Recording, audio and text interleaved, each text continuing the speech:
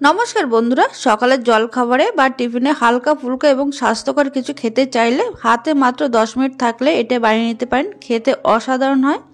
চাল, আটা, ময়দা ছাড়াই ঝটপট তৈরি করে নিতে পারবেন।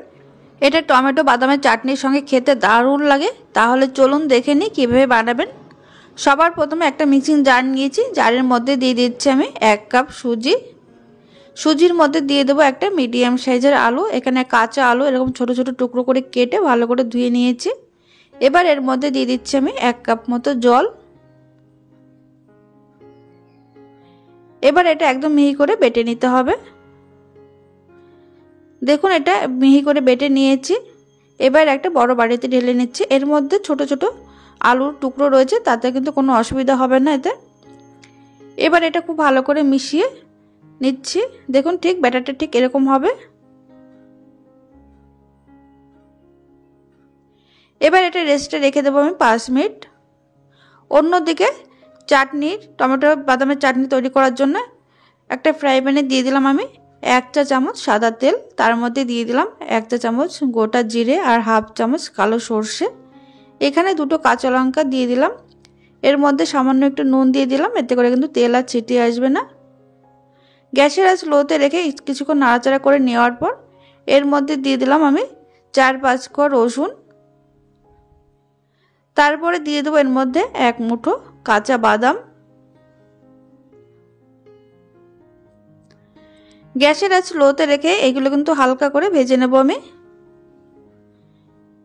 দেখুন বাদামগুলো ভেজে নেওয়ার পর এবার এর মধ্যে দিয়ে দিচ্ছি একটা মিডিয়াম সাইজের টমেটো। এখানে আপনারা টমেটোটা একটু বেশি দিতে পারেন, কারণ এখানে আমার একটাই টমেটো ছিল, তাই একটা দিয়েই করছি। টমেটো দেওয়ার পর এবার এর মধ্যে দিয়ে দেবো সামান্য নুন। নুন যেহেতু আগে দেওয়া হয়েছে সেই বুঝে নুনটা দিতে হবে। আর দিয়ে দিলাম হাফ চামচ চিনি। এবার সমস্ত কিছু খুব ভালো করে এটা নরম হওয়া পর্যন্ত এইভাবে নাড়াচাড়া করে ভেজে নিতে হবে। টমেটো এখানে কিন্তু 2 মিনিট নাড়াচাড়া করে নেওয়ার পর একদম নরম হয়ে গেছে। তারপর এর মধ্যে সামান্য একটু তেঁতুল দিয়ে দিলাম। তেঁতুল দিয়ে 30 থেকে 40 সেকেন্ড একটু এইভাবে ভেজে নিতে হবে। খুব ভালো করে নাড়াচাড়া করে এইভাবে ভেজে নিয়েছি। এবার গ্যাসটা অফ করে এটা পুরোপুরি ঠান্ডা করে নেব। ঠান্ডা হওয়ার পর একটা মিক্সিং জারের মধ্যে আমি ঢেলে নিচ্ছি। এবার এর মধ্যে দিয়ে দিচ্ছি আমি 1/4 কাপ জল। তারপরে এটা কিন্তু একদম মিহি করে বেটে নিতে হবে। দেখুন চাটনিটা কিন্তু একদম মিহি করে বেটে নিয়েছি। এবার একটা বাটিতে ঢেলে নিচ্ছি। একদম রেডি হয়ে গেছে আমাদের টমেটো বাদামের চাটনি। এটা ইডলি হোক বা ধোসার সঙ্গে খেতে দারুণ লাগে। আর এদিকে দেখুন ব্যাটারটা খুব রেস্টে রাখার পরে কিন্তু একটু গাঢ় হয়ে গেছে। এবার এর মধ্যে দিয়ে দিচ্ছি আমি পেঁয়াজ কুচি, কাঁচা লঙ্কা কুচি, দিয়ে দিচ্ছি বিনস কুচি, দিয়ে দিলাম ক্যাপসিকাম কুচি, আর দিয়ে দেবো সামান্য টমেটো কুচি। এখানে আপনারা আপনাদের পছন্দ মতো সবজি মিশিয়ে নিতে পারেন। দিয়ে দিচ্ছি সামান্য জিরে। এবার এর মধ্যে দিয়ে দেবো স্বাদ মতো নুন। দিয়ে দিচ্ছি সামান্য একটু বেকিং সোডা। বেকিং সোডা যদি না থাকে আপনারা এখানে ইনো মিশিয়ে নিতে পারেন। এবার সমস্ত কিছু কিন্তু খুব ভালো করে মিশিয়ে নিতে হবে। মিশিয়ে নেওয়ার পর এটা কিন্তু রেস্টে রাখার দরকার নেই, যেহেতু বেকিং সোডা দিয়েছি। এটা কিন্তু সঙ্গে সঙ্গে বানিয়ে নিতে পারেন। এটা আপনারা বাচ্চাদের টিফিনে দিতে পারেন, যেহেতু এর মধ্যে প্রচুর সবজি রয়েছে।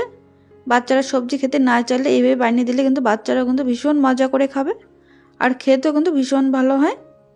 দেখুন ব্যাটারটা একদম রেডি হয়ে গেছে। এদিকে একটা তড়কা প্যান বসিয়েছি। তড়কা প্যানের মধ্যে দিয়ে দিলাম হাফ চামচ তেল। তেল দিয়ে এবার 2 হাতে ব্যাটার দিয়ে গ্যাসের আঁচ লোতে রেখেছি। লোতে রাখার পর এটা আমি ঢাকা দিয়ে দেবো। ঢাকা দিয়ে 40 থেকে 50 সেকেন্ড কিন্তু অপেক্ষা করার পর এটা ঢাকনাটা খুলে নিয়েছি। এক পাশটা কিন্তু হয়ে গেছে, আর এক পাশটা এইভাবে উল্টে দেবো। উল্টে 15 থেকে 20 সেকেন্ড রেখে দিতে হবে।